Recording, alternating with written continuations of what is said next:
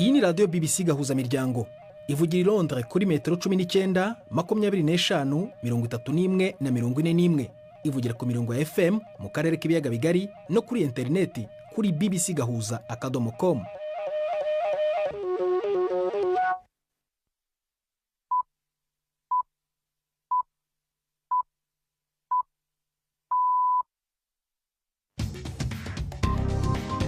Ubu ni saa 10 n'igice ku isaha mpuzamahanga ya GMT, ni saa 12 n'igice ku masaha yo mu Rwanda no mu Burundi. Muri studio muri kumwe na Prudence Ngiyumva. Biriwe hoteza amatwi BBC gahuza miryango ahure hose ku isi, kaze kuri radio kuri bbcgahuza.com, kuri Facebook live mu buryo bw'amashusho no ku mirongo migufi ya shortwave. Dore ingingo z'ingenzi z'amakuru torambora mu kanya kuri uyu wa gatanu tariki ya 15 z'ukwa 11. Umutwe w'inyeshyamba za M23 urwanya ubutegetsi muri Repubulika ya Demokarasi ya Kongo uravuga ko washyizeho abategetsi b'imijyi mu bice wafashe byo mu ntara ya Kivu ya ruguru mu burasirazuba bw'igihugu. Minisitiri ushinzwe polisi muri Afurika y'Epfo yasuye ahantu bitekerezwa ko hari abantu 4,000 bacukura amabuye y'agaciro mu buryo butemewe n'amategeko mu birombe banze kuvamo kubera gutinya gutabwa muri yombi. Muri aya makuru kandi turaganira n'umuganga uterwa ishema ngo no kuvura bifatanyije n'umuziki gakondo. Kubera iki gakondo? Harimo umunezero, harimo ukubaha abasogokuru no kwigisha abakurikira. Kubera akavuga ati uriya muntu yarize ubuganga kandi aravuza n'inanga. Bitandukanye n'ibyo, hari n'ikiganiro baza muganga nyirizina nk'uko bisanzwe buri wa gatanu. Aya makuru ayobowe na Nini Iradukunda.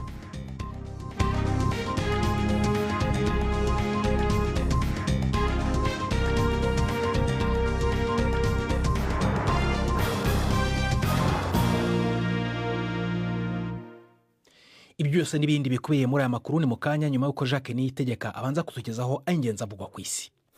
Muri Pakistan abantu babarirwa muri za miliyoni mu ntara ya Punjab bashyiriweho amategeko adasanzwe mu rwego rwo kurengera amagara yabo kubera ibyuka byangiza ubuzima biri mu kirere cyaho. Amashuri agiye gukomeza gufungwa mu gihe kindi cyumweru kandi za kaminuza zizatanga amasomo zikoresheje ikoranabuhanga ry'iyakure muri gahunda yo kurengera ubuzima bw'abanyeshuri. Hari mu minisitiri wavuze ko niba ibintu bidahindutse mu cyumweru gitaha leta izashyiraho guma mu rugo y'iminsi 3.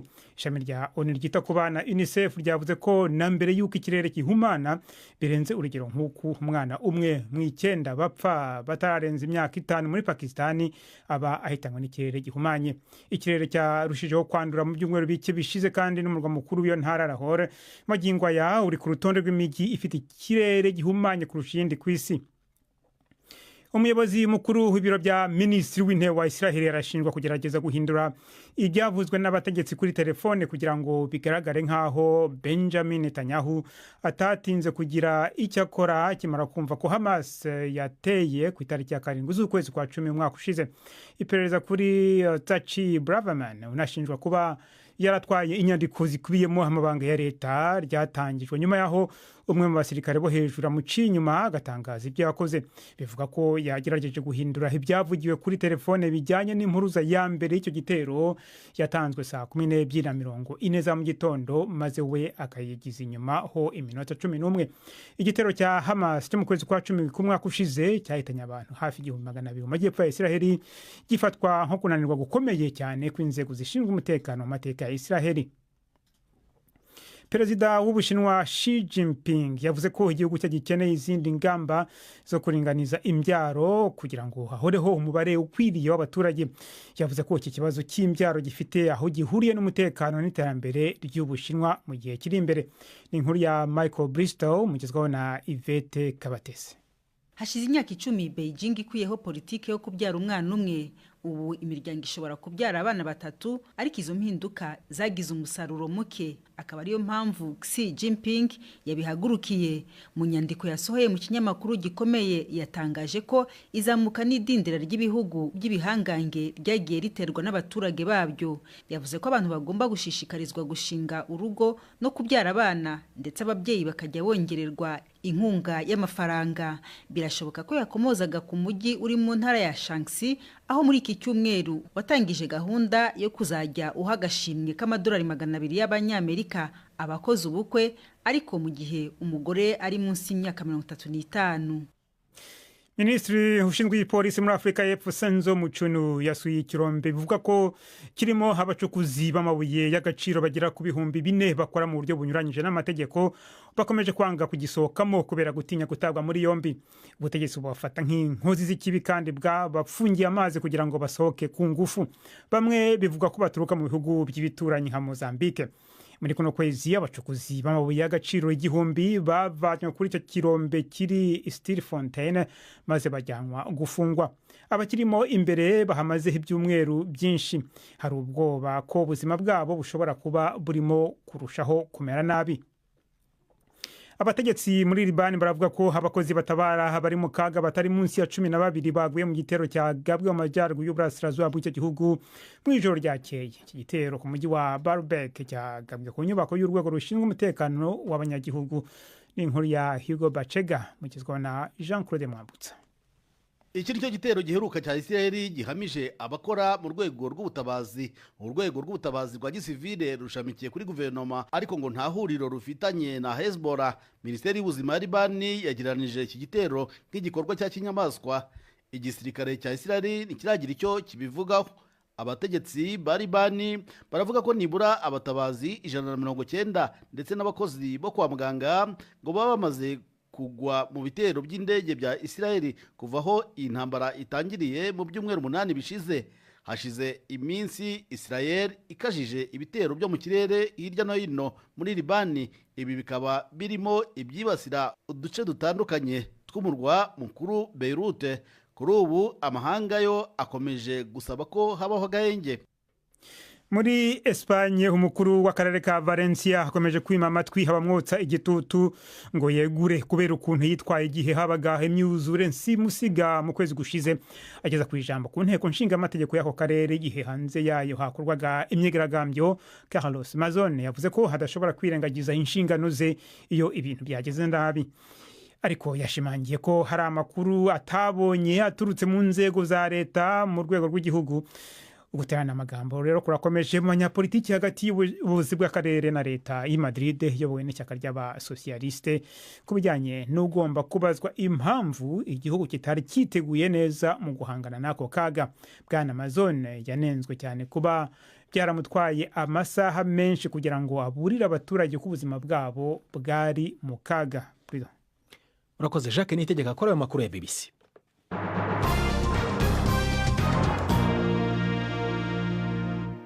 Ikaze ku makuru arambuye duhera muri Repubulika ya Demokarasi ya Kongo aho umutwe w'inyeshyamba za M23 urwanya ubutegetsi uvuga ko washyizeho abategetsi b'imijyi mu bice wafashe byo mu ntara ya Kivu ya ruguru mu burasirazuba bw'igihugu.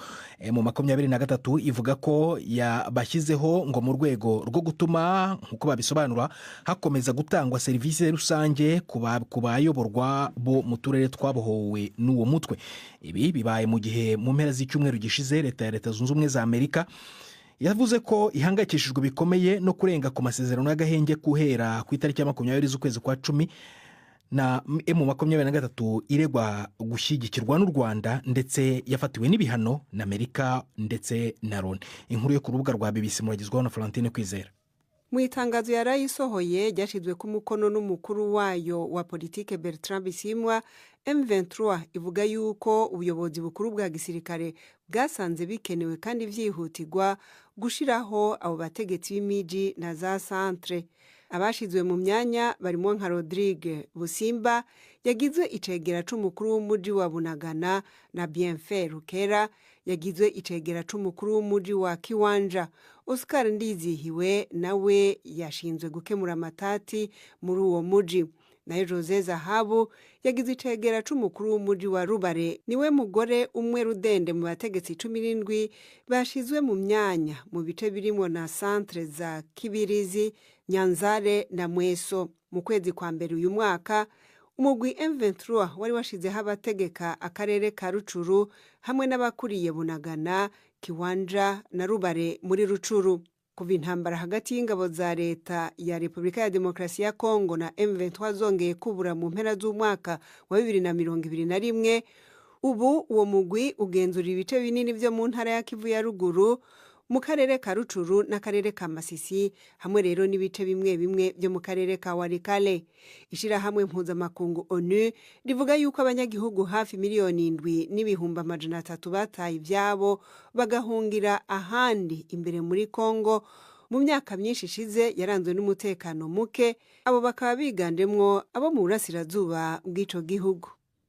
Minisitiri ushinzwe polisi muri Afurika y'Epfo Senzo Mchunu yasuye ahantu bitekerezwa ko hari abantu 4,000 bacukura amabuye y'agaciro mu birombe mu buryo butemewe n'amategeko banze kuzamuka bava munsi y'ubutaka kubera gutinya gutabwa muri yombi. Igipolisi n'igisirikare byahagaritse kubaha ibiryo n'amazi kuva mu kwezi gushize kwa 10 mu kugerageza kubahatira gusohoka. Kugeza ubu umurambo wari watangiye kwangirika wasohowe mu kirombe mu gihe abandi bacukuzi barenga 1,000 basohotsemo ari bazima kuva iki gikorwa cyatangira. Inkuru ya Numusamasego uri aho byabereye muragezwaho na Nini Radukunda. Abagabo bari mu kuzimu bamaze igihe bagerageza kurondera inzira nziza yo kuvayo kugira bahunga abategetsi. Biravugwa ko ubuzima bwa bamwe muri abo bakiri mu kuzimu buriko baramererwa nabi kuko bimwe ivyo kurya n'amazi. Bamwe bavuga ko bava mu bihugu bibanyi harimwo na Mozambique. Hafi y'ivyo birombe umugwi w'abantu bavuga ko bafitanye isano nabo bagabo bari mu kuzimu bariko baragira amasengesho bizigiye ko bazogaruka atankomanzi. Uyu mugore wo mu gihugu kibanye ca Zimbabwe afise abo mu muryango mu bacukuzi b'amabuye y'agaciro. Barenga 200 bavuye Chipinge muri Zimbabwe. Twizeye yuko bazovayo amahoro tukabajana muhira. Umwe afise umugore hano arikararira ntitubona uko twomugira. Umugabo wiwe yagiye muri iki kirombe kuva mu kwezi kwa 4 gushika n'ubu nta mfungurwa nta mazi. Turiko tugerageza gufasha abakorerabushake baharugwa mu majana bari aho hantu kandi bamaze igihe bamanuka mu mwobo ufise uburebure bw'ibirometero nka 2 kugira bafashe abashaka gusohoka. Tugeze ku isa 10:41 muri studio za BBC hano i London. Ni saa 1:19 mu Rwanda no mu Burundi. Iyi ni BBC gahuza miryango yumva no kuri Kisoro FM muri Uganda. Mukanya turagaruka ku makuru arambuye nyuma y'akaruko gato cyane. Ndi Prudence Ngiyumva. BBC gahuza miryango Igoma ni kuri FM 93 n'ibice 8. Abigaragambye mu karere ka Abkhazia kitandukanyije na Georgia bigabye mu nteko ishinga amategeko no mu ngoro ya perezida iri ahitwa Sukumi. Barubijwe n'itegeko rishyigikiye Uburusiya. Inteko ishinga amategeko yateganyaga gutora kuri uyu wa gatanu ariko ubu rikaba ryasubitswe. Inkuru ya Sasha Shkrita muragezwaho na Yvette Kabatesi. Amakuru aheruka avuga ko abigaragambya ubu bagenzura agace ka guverinoma kose ka Sukumi. Umukuru w'igihugu na ministre w'intebe ngo baba bahunze ingoro ya perezida. Uburusiya bwonyine n'abanywanyi bayo bake nibo bemera Abkhazia nka leta ukwayo. Moscow yarabyemeje na Ossetia y'amajyepfo ikurikiraho mu 2008 nyuma y'aho ingabo z'Uburusiya zirukaniye Georgia yageragezaga kwisubiza Ossetia y'amajyepfo mu ntambara yamaze iminsi 5. Abigaragambya basanga uwita perezida wa Abkhazia Aslan Bujania ashira mu bikorwa amabwiriza ahabwa na Moscow kandi ko ashaka gushira imbaraga mu itorwa ry'umushinga w'itegeko worohereza abashoramari b'Abarusiya. Uwo mushinga w'itegeko ubu uriho urakurwaho. Tujye mu Rwanda. N'umuganga w'inzobere uvura indwara z'abagore ariko yanihebeye umuziki gakondo w'ikirundi. Dr. Gaspari Ntawunkiriye yibanda ku ndirimbo gakondo z'umuco yifashisha ibikoresho nk'inanga ndetse n'ikinanda mu ndimi z'amahanga kizwe nka harmonica. Avuga ko kuririmba iyi njyana gakondo bimutera ishema. Agereranya umuziki wo hambere n'ucurangwa muri bihe bya none. Muganga Ntawunkiriye avuga ko iterambere ryoroheje byinshi ku buryo abato ngo batagikunda kwiga ibikoresho by'umuziki kuko byinshi babisanga kuri mudasobwa. Yaganiriye n'umunyamakuru wacu Jean Claude Mwambutsa i Kigali aho atuye akaba ari nawe akorera.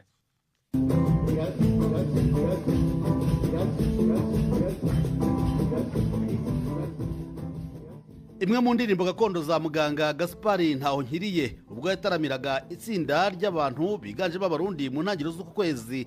Uyu murundi wazobereye mu kuvura indwara z'abagore amaze igihe akorera mu Rwanda. Ntawunkiriye yaminuje amashuri y'ubuganga aniyemeza kubungabunga umuziki gakondo akomora kuri se wabasigiye inanga nk'umurage w'umuryango nk'uko abivuga. Twagize imana ko data yayivuza, twahize turi abana tutaja no mu ishuri, wasanga umwana agenda ku ishuri azi kuyivuza, tumaze gukura tukaja mu mashuri yisumbuye tukiga n'ibindi ibyuma by'umuziki. Tugira n'imana nabo tuvukana nabo bakura babikunda. Ndi umuganga nkaba nkora uwo muziki, ariko nabo tuvukana nabo bize ibindi myuga, harimo abaprofeseri, harimo abize iby'amategeko, hari ni ukuvuga turahura kikaduhuza, kandi umwe wese yize ibintu bitandukanye ariko ugasanga biraduhuza.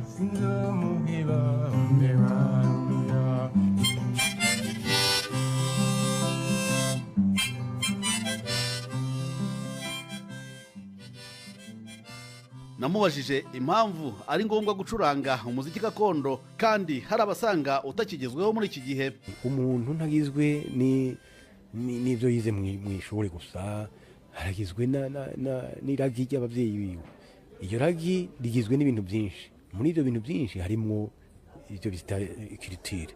Mu Kirundi bavuga yuko iyo umuntu atubahirije amabwiriza y'abasogokuru bishobora no kumugaruka, ugasanga yaragize n'ingorane n'indwara.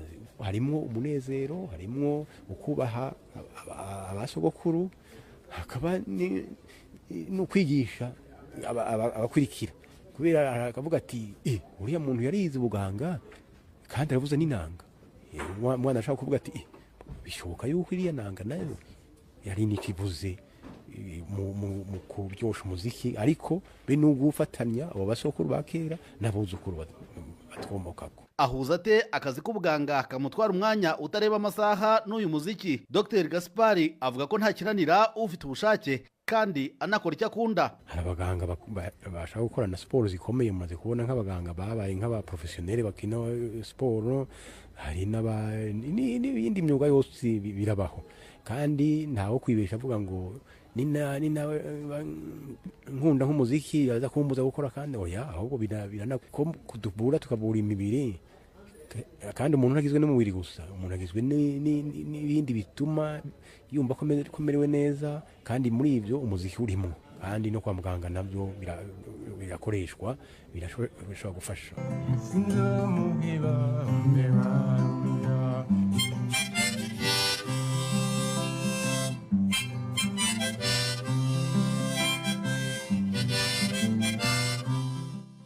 Nasabye Dr Ntawonkiriye kugereranya umuziki wo mu bihe bye ari wo bamwe bita uwa kera ndetse n'uw'iki gihe. Ntawe bihuriye n'ukuri. Kera twari tuzi yuko umuziki nuvuga ko nuguhuza amajwi, ugayahuza n'ibicurangisho, ndazi kuvuza inanga, ndazi kuvuza gitari, ndazi kuvuza piano, n'ibindi gusaba imyaka witegura witonda ukabyiga. Ariko ubu aragenda muri studio akamubwira ati ukeneye instrument yihe, ugasanga umuziki ntikugira ka novera bwa buryohe bwa kera, kubera ya imashini yamara imashini. Nukuvuga kandi wa muziki ntitumenya ntugira n'izina, kubera kera twe twaravuga ati nk'umuntu avuga inanga ku radio ukamwumva uti uwo murya turawuzi ni wanaka, ariko ubu nta mwana gishaka kwiga kubera avuga ati nigiriko biri muri computer byose. Kukuba hari icyo yabakura mu muziki akora, Gaspari Ntawonkiriye avuga ko mu buryo bw'amafaranga uyu muziki utamwinjiriza byinshi, ariko nabwo ngo nuko atari wowe yashyizemo imbaraga zose. Gusa nanone ngo kubaha umuco w'abakurambere ni inshingano z'abariho uyu munsi, kandi ibyo bikaba bigoye kubibara mu gaciro k'amafaranga.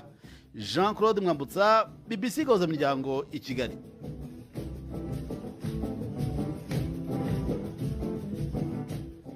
Ako kaziki gasoje inkuru ya Jean Claude Mwambutsa. Rero tugushimire na muganga mwaganiraga. Tugume i Kigali na Yves Bucyana mu mikino.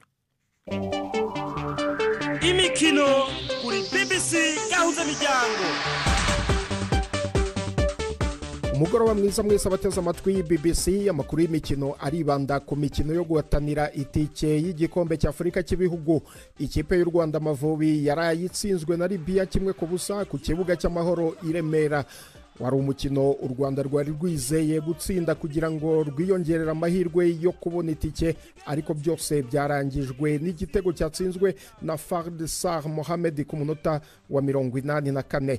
mu wundi mukino muri iryo tsinda rya kane Benin yanganyije na Nigeria igitego 1-1, bivuze ko Nigeria ifite icyo gikombe inshuro 3 yahise ibona itike ku manota 11. Benin ifite amanota 7 nayo ishobora kubona itike mu gihe yanganya gusa umukino wa nyuma izakina na Libya, cyangwa se u Rwanda rufite amanota 5 rukananirwa gutsinda umukino wa nyuma rufitanye na Nigeria kuwa kabiri w'icyumweru gitaha. Gabon, Afurika y'Epfo na Uganda zamaze kubona itike bitewe n'imikino y'amakipe bahanganye mu matsinda barimo uko yagenze. Gutsindwa kwa Congo Brazzaville yakubiswe na Sudani y'Epfo 3-2 byahise bihitike Uganda na Afurika y'Epfo bishigaje kurwanira gusa umwanya wa mbere. Kenya irahura na Zimbabwe mu itsinda rya 10. Kenya ikeneye gutsinda ikanizera ko Zimbabwe itazabona inota rimwe ikeneye gusa mu mikino 2 ishigaje.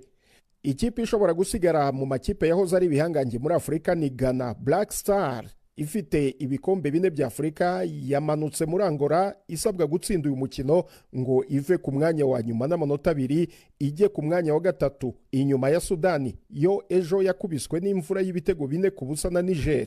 Sudani ni ya kabiri n'amanota 7 muri iryo tsinda. Ni mu gihe ikipe ya Guinea Equatorial yabonye itike yayo yo kuzakina igikombe cya Afurika muri Maroc umwaka utaha nyuma yo gutsindwa kwa Togo mu itsinda rya 5. Togo yatsinzwe na Liberia 1-0.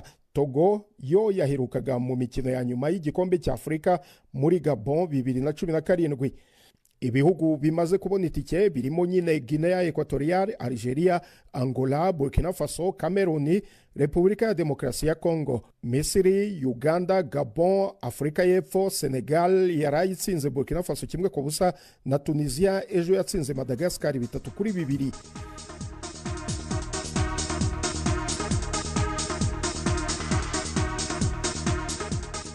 Soreze ku mugabane w'Uburayi ku cyumweru Ubwongereza buzasubira mu cyiciro cya mbere cy'irushanwa rya UEFA National League nibutsinda Repubulika ya Irlande ku kibuga cya Wembley nyuma yo gutsinda Ubugereki 3-0 ku munsi w'ejo nijoro umukino wabereye Athene. Ni mu gihe Ubutaliyani n'Ubufaransa bamaze kubona itike mu mikino ya 1/4 kirangiza ry'irushanwa rya UEFA National League. Ubutaliyani bwaraye butsinze Ububirigi 1-0, Ubufaransa bwo bunganya na Israel 1-0. Ubutaliyani bukazakina n'Ubufaransa ku cyumweru, umukino usa nkaho uzaba ari uwo kwishimisha. Ayo niyo y'imikino nabahitiyemo uyu munsi. Gendi Yves Bucyana.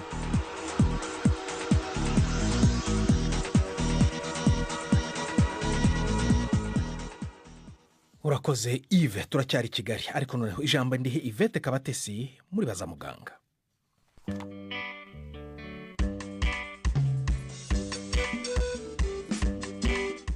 Ulcère duodenale ni uburwayi butuma umuntu azana udusebe mu gace kari hagati y'igifu n'amara. Iyo rero utabyivuje neza ngo hari ubwo bushobora kugira ingaruka zikomeye ku buzima bw'umuntu. Turi kumwe na muganga Cyrille Semana.